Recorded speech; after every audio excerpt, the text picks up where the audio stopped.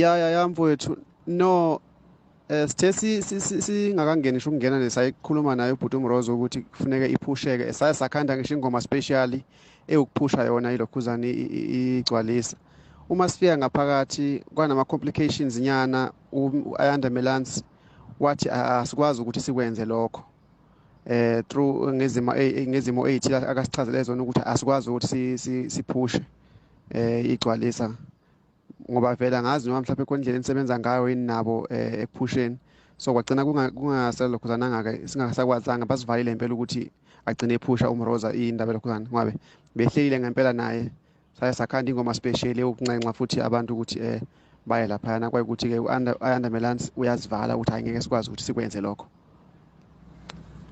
So Razo, yazi uthini lapha besikhande ngisho ingoma sinobhuti uKhazi. Besikhande ngisho ingoma nje special ingoma yakho.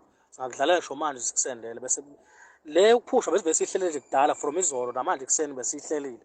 Yabo kwaba khona indlela emiseka ngayo ngesizathu esithile.